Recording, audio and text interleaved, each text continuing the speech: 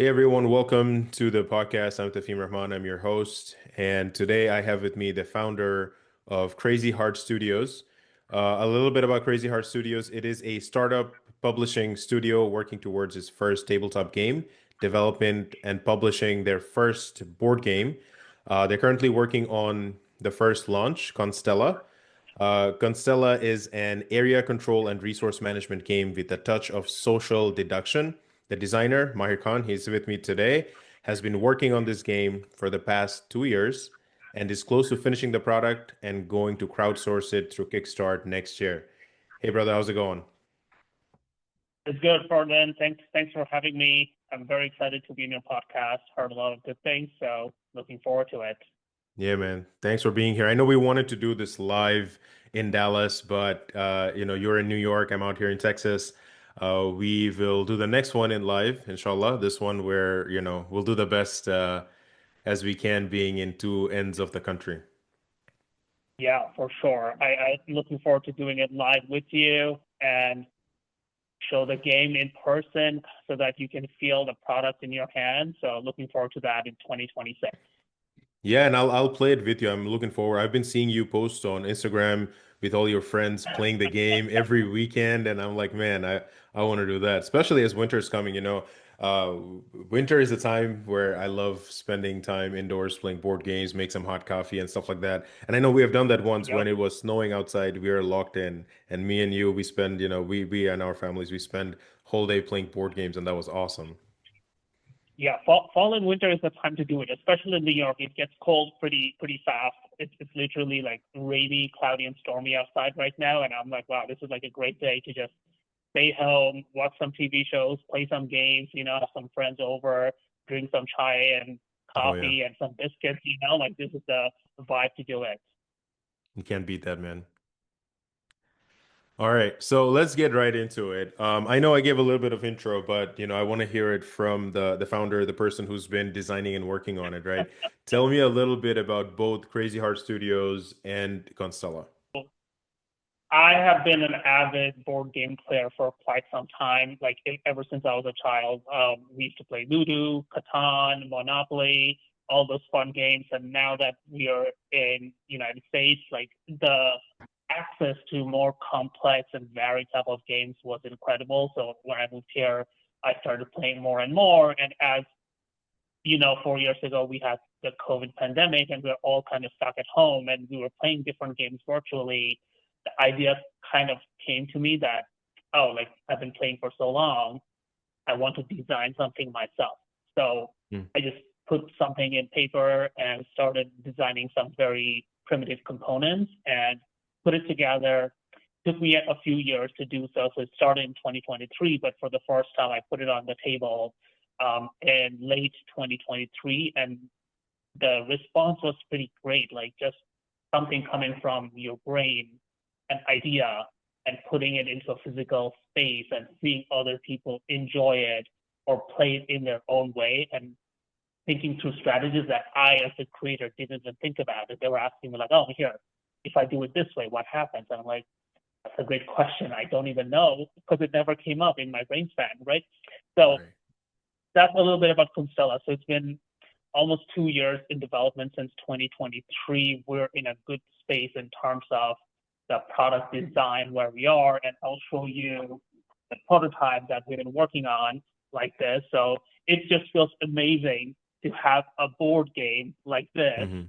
created in such professional manner. And I was like, look, it just feels good to have it in like in a physical version to even touch it and feel it, right? Like from idea to conception. So that's a little bit about Constella. You gave a little bit of introduction what it is, but it's a 4 to 5 player game where different factions play together and there's a hidden role as well. So you can never trust the people next to you. So you want to work together to complete goals, but someone will betray you, and that's the fun of it. There's a lot of player interaction. The game can go 3 to 4 hours as long as you want it to be, or it can be a Hmm. short game. So that's what we're working towards. And Crazy Heart Studios is the publishing small business for Constella. People can do a board game publication as a self-proprietor, or they can work with larger publishing companies and kind of sell the rights to it. I always wanted to own my own creative rights, and own the direction where I want to go and the art of the game that I'm creating. So I created my own company as a small business owner, which Right. is Crazy Heart Studios.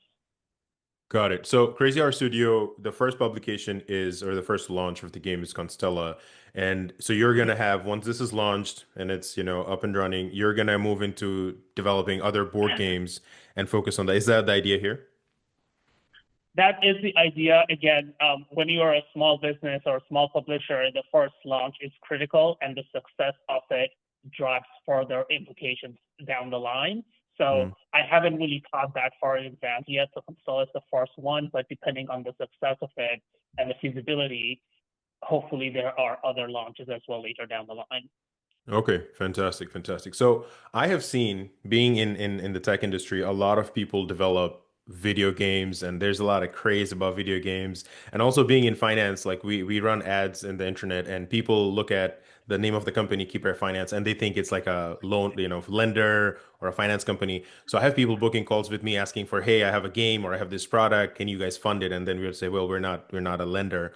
But I Yeah. spoke to a few people recently that are like, oh, I'm launching this new product, and one of the guys was like a video game, and and we have seen a lot of people do that, right?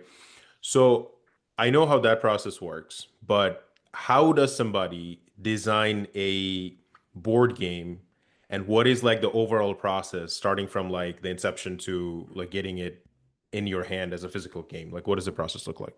Yeah. So like any new product or any new creative thought process, it starts with an idea, right? But the important thing is ideas are great, but they're not useful unless you can put it into a product mode, produce it and show people, right? Mm, Everyone can have an idea, but do you have the persistence to bring it forward, stick with it and produce it?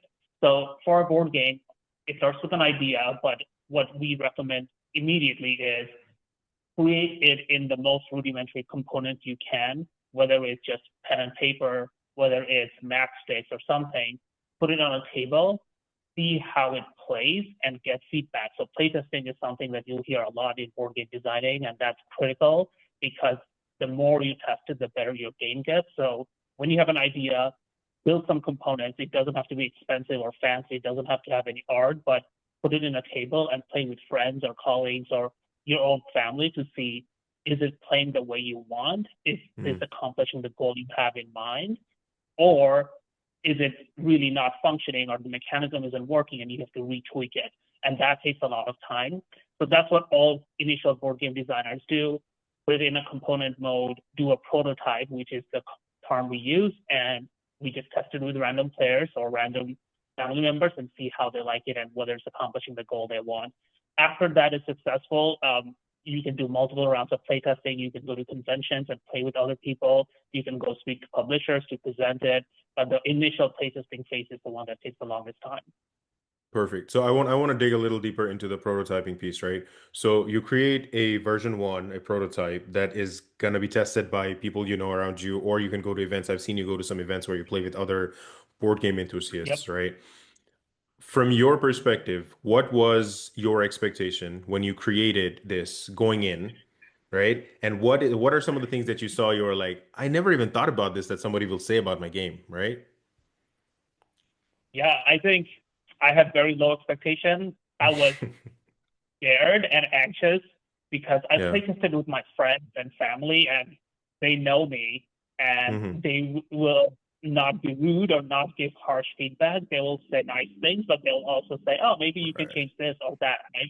But the most nerve-wracking thing was to go to a big convention in Philly called PAX Unplugged, and I booked a time slot to play with random strangers who I never knew. Like, so I played with two people from Germany and two people from other parts of the U.S. and one Canadian person, and I was like, oh my god, like they don't have any stake in this, and they can say whatever they want, Right. and they actually played the game. I was nervous that after playing 2 rounds, they'll say, "Hey, this is trash. I'm not gonna play this," and leave. Like that was my scare.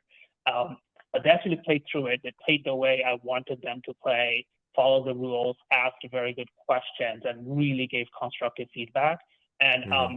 the German people, it was a mother and a daughter, and my game is about combat with each other. The daughter was attacking the mom constantly, and they were having a blast. It was so much fun to see. So I think when I saw that, I was like, okay, there is a future for this, because if these random strangers who have no stake in this, don't know me, play this and have this much fun on a very initial prototype, I think I can go further with this and Wow. further fine tune this. So that was my experience. And so far, I've been playtesting with strangers who don't know me personally, and they Hmm. have had good feedback as well. So it's been a very positive experience. That's awesome. That must be very fulfilling. You create something just from scratch, and you have something to show, and Yeah. you go and play with strangers, and you get good feedback. And I think that's also a very big booster of confidence that I can actually get this Yep. out there, right? So, tell me a little bit about like why Constella? What does the name mean, and what is the story behind this name? Yeah, so the primary characters or the factions you play as are these fantasy world goddesses that represent the constellations, the sun, the stars, the moons, the heavenly bodies. Mm, So it's the way it came into fruition is that I started writing a book, which is a dark fantasy. And you know this about me. I love Lord of the Rings. I love Harry Potter. So I'm like, I want to write a dark fantasy. But as I was writing it, I was like, well, you know what? This could actually be a very good board game, and we can have more fun with it in that direction. But the name stuck with me because the characters represent one of the heavenly bodies. So that's why it's called Constella, and that's the realm people are playing and fighting in. So that's mm, where the whole board game come to it. There's a day phase and a night phase. So there's like two different stages of the game as well. mm. And there's a lot of hidden alliances and betrayal. So that's how the name kind of stuck. And I really like it. And everyone kind of like, it's kind of become a brand. It's like, oh, that's Constella, like, right? Like it's fun to play with as well. That's awesome. So, when is the book coming out? Like, what's happening with the book? The book is not coming out anytime soon because developing the game has become my primary focus right Right. now from a creative perspective.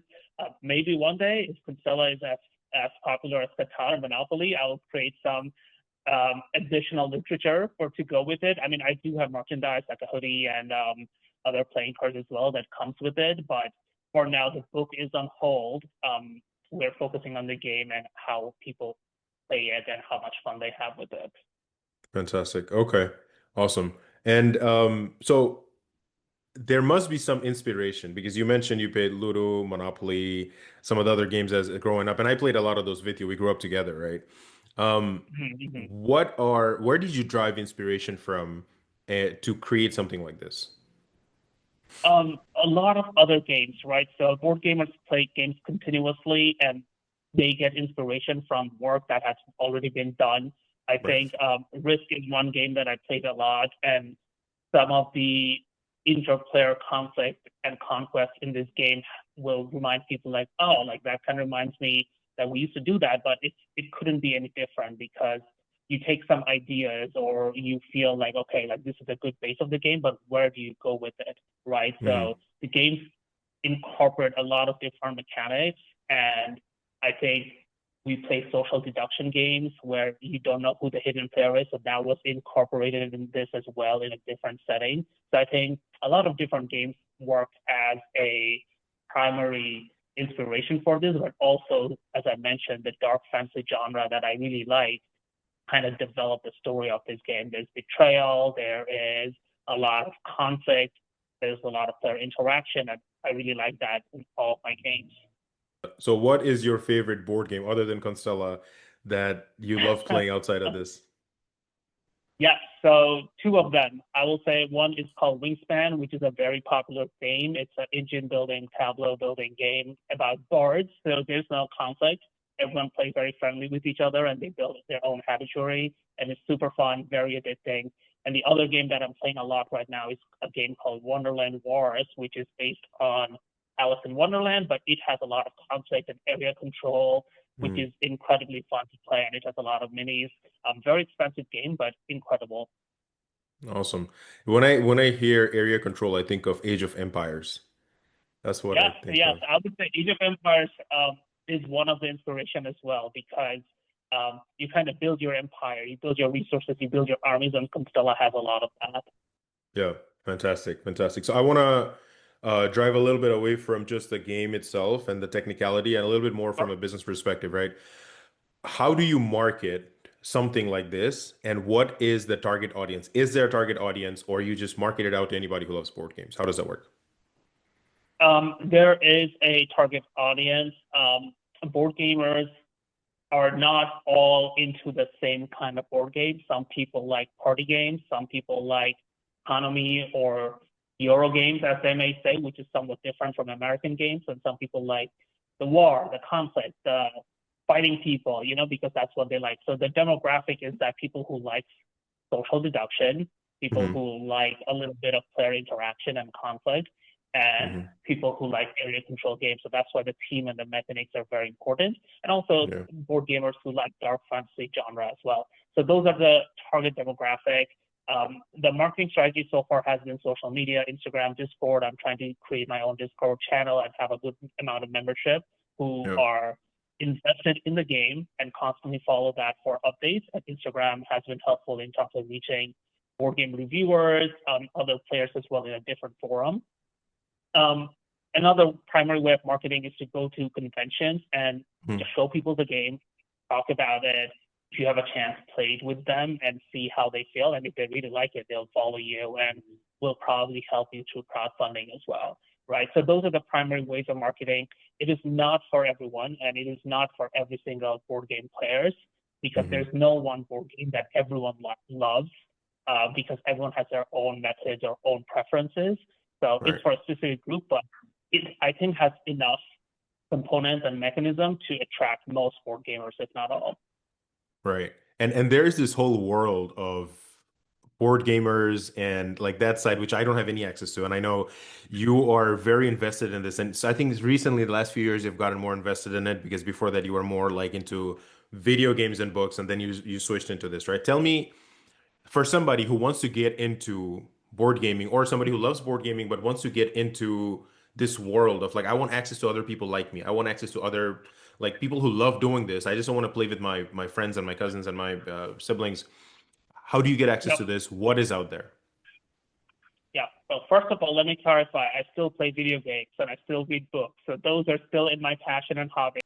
I still play those. So I don't think board game has completely replaced those because reading books, playing games have been part of my hobbies and passions as well. So I think those are kind of complementary to each other. But to Right. answer your question about how someone can get involved, I think Meetup is a great website or app to find hobbies that align to you because that's how when I moved into Westchester, I joined Meetup to see what local groups are there that kind of complements my hobbies, and I found a few of Mm. them, and I started going there and meeting good people and friends, and I started playing games with them. So I think since joining Meetup, that was very helpful.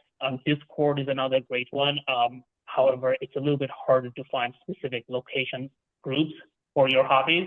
So I would say find local board game stores, find local board game conventions, go and play there. It's a very friendly community, and they're always open to teaching you new games, bringing you in, Hmm. and kind of like making you feel part of the community as well. So I think that's how I started and how I would recommend.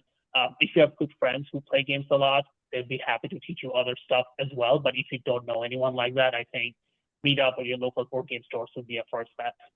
Do you see a lot of people who are just playing existing board games, or have you met other entrepreneurs who are trying to launch their own thing?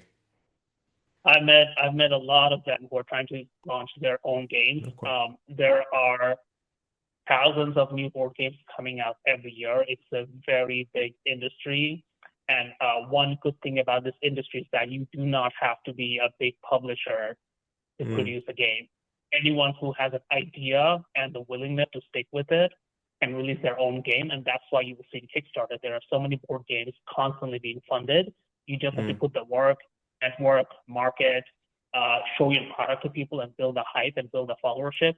And it's pretty, I would say, if you keep at it, it's easy to get crowdfunded if enough people believe in your product. So this is one industry where the barrier is not that high, but the time commitment and requirement is quite high. So you have to stick with it and follow through. How about the competition?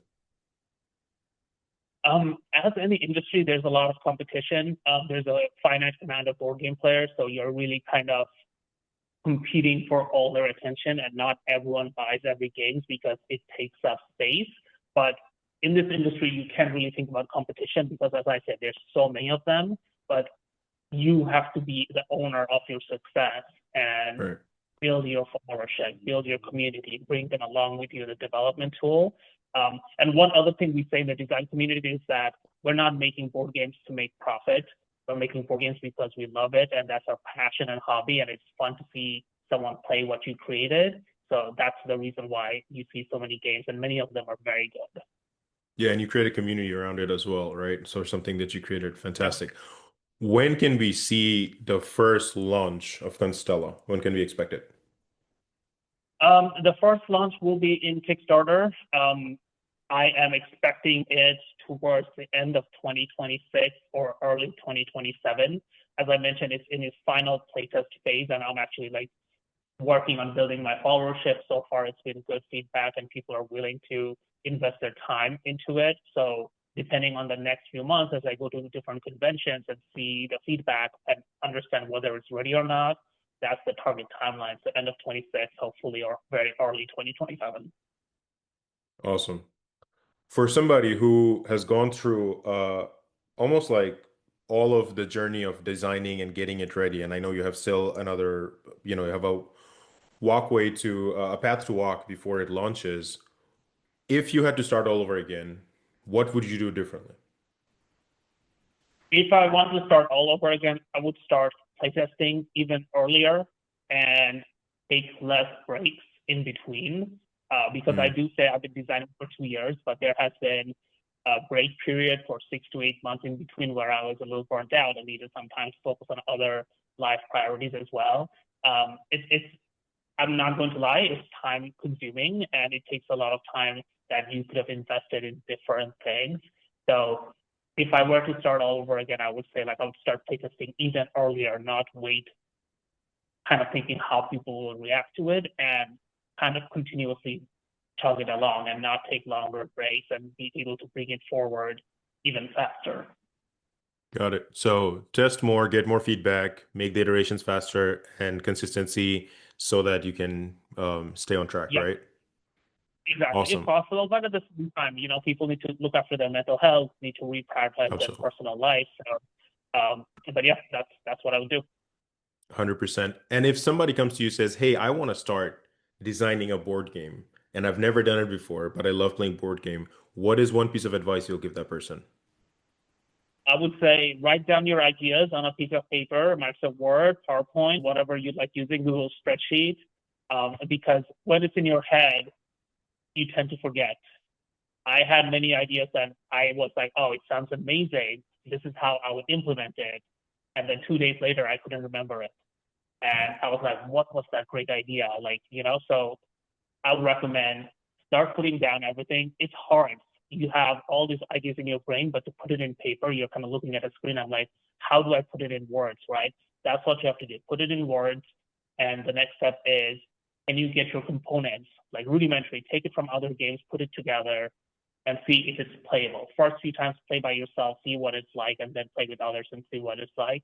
So from idea to components, that's the hardest step, and that's what trips up a lot of board game designers. Awesome. I love that. There are people that will want to follow your journey and learn as you go through. How do people follow your journey? Where are you posting things and how do you follow you? Yeah, so I'm very active in Instagram. So we have the Constella Instagram account. So if you have Instagram, that's where you will see a lot of posts and updates. If you have Discord, that's really where I'm building my community because Discord helps you connect with designers and creative artists directly, and they respond to you pretty fast. So I would recommend those two as a medium. I also check my emails for Constella as well. So if you want to email me and ask more, that's great as well. But email, I feel, is more formal and official. So from a community perspective, Instagram and Discord would be the best way, and I post updates there pretty often. Yeah, I think people can message you directly on the Constella Instagram page if they want to connect with you, right? Absolutely. Yep. Yep. 100%. I'm gonna link all your Instagram, your all everything that you sent me in the YouTube video as well as I'll tag you on the Constella page, whatever I'm posting on Instagram, so people can directly easy to find you. And if somebody's having a difficulty, reach out to me and I'll direct you guys directly to Sure. Brother Mahir here. So one thing I love asking people, and this has been great. I got a lot of information. I think I learned myself a lot just talking to you about this, and we haven't had a And I have to chance. say, I'm looking forward to playing with you. So the next time I'm there in Texas, we have to do this video where we're playing and we're fighting Yeah, each other. we'll record the whole thing and we'll put it out online and We will. YouTube, see what people say. We will. Bring it's not that heavy. Just put it in your suitcase, bring it with you, right? It's pretty compact, right? It's not that heavy at all, and I will bring it for you. Don't you worry. All right, awesome, brother. We'll definitely play, and that's awesome. Definitely looking forward to that. One thing I ask everybody, and a lot of people I even ask off camera this, everything comes to an end. So does our Mhm. lives, right? And as a person, me, who is always looking to build something that I leave behind, rather than something just day-to-day life, and I often think about my legacy. And in everything I do, and you know this too, whether it's in my personal life, how I operate with my family, or in the work I do, or in my business, right? Every action I take is connected to a legacy that I will leave behind, right? For you, what is it that you want people to remember you for, and what will be Mahir's legacy? Okay, wow, that's a very deep philosophical question. I would say I want people to remember me as a fun, good, and kind person. That's first and foremost. I think that's important for anybody who's living their life and how people remember them, and they want to be remembered as a good person. So I hope I can leave that. And for legacy, I mean, look, if I pass away and Constella is still out there and people are playing and enjoying it, that's amazing, right? Like I can't hope for anything better. And I give examples from literary works or board games, right? If you think about Lord of the Rings, J.R.R. Tolkien passed away, but people still remember him and his work, and it's huge. For Settlers of Catan, Klaus Teuber passed away, but people still play his game and have fun, and it's a huge community, right? So I think from a legacy perspective, the creative works we bring forth, our expectation is that those are our legacy, and people still remember us by the work we have done on those. Yeah, and knowing you, I know you have a lot to offer, and Constella is not the end of it, right? And I know that you are you're gonna have a lot of things that I know you spoke about Constella because we're talking about this right now, but I think people will remember you as a fun person, as a loving person, as a very kind person for sure. You have been kind to everybody I've seen you with, and there's going to be a lot of creative work and there's a lot more to come. I believe that. And, I'm behind you. I support you. And I wish you the very, very best in this journey. And I hope this works out so well. And people play this game and it really changes their life. And whether it be for their mental health or just spending good time with their family members and friends, right? Yeah, Having said that, I really appreciate you joining. This has been a great conversation. And next time we're going to do it face to face. And that's going to be much better. awesome. Looking forward to it, and thanks again for having me. Awesome, man. Thank you.